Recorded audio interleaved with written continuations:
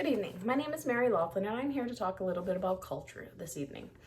I'm going to specifically focus on the Tanzanian culture. Did you know that in Tanzania you are only allowed to greet people and eat with your right hand, your clean hand?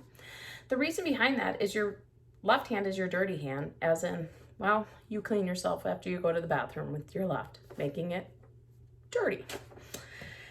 Tanzania is located on the east coast of the Indian Ocean in Africa. Tanzania has gone through quite a few changes in their government over the last couple decades. Tanzania used to be recognized as a socialist country and are now recognized as capitalist as they mark and follow all the characteristics of a capitalist country. Tanzania is also part of a patriarchal society. One of those being the Naituru tribe located in central Tanzania. An example of being patriarchal would be as in they recognize that the men are maybe a little bit higher than the women.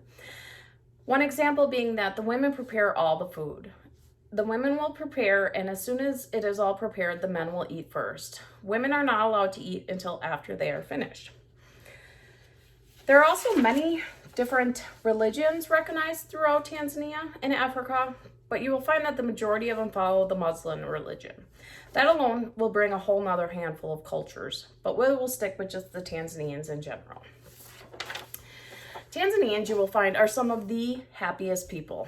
They are always happy, easygoing.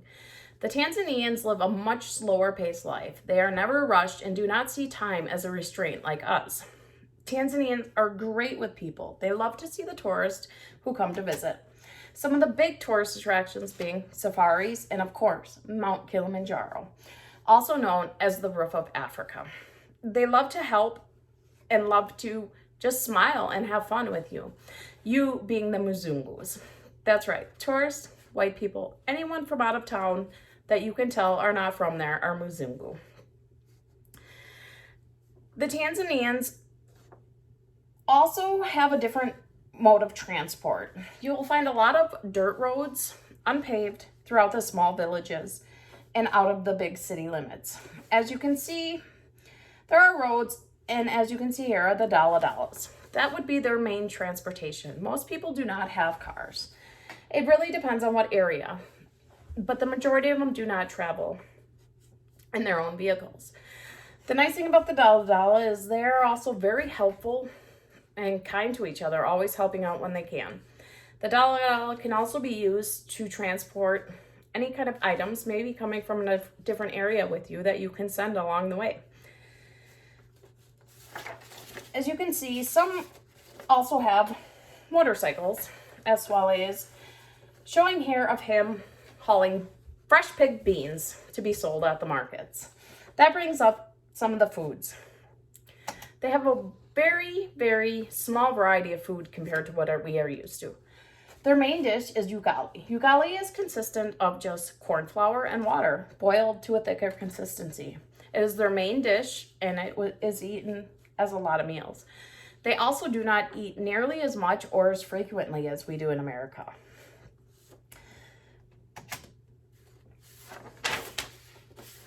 Tanzanians may live a very different lifestyle than Americans, and although they may follow many rules and ways seen unacceptable to others, they are a very happy and proud country. They are very artistic and very great storytellers that are proud of their heritage and where they come from. There is so much to learn when you open your mind to different cultures. Not only how their culture is different, but also how you don't recognize the differences in our culture. Often we take for granted what we have without even knowing it and realizing if we do not make ourselves aware of the world around us, how will we ever learn?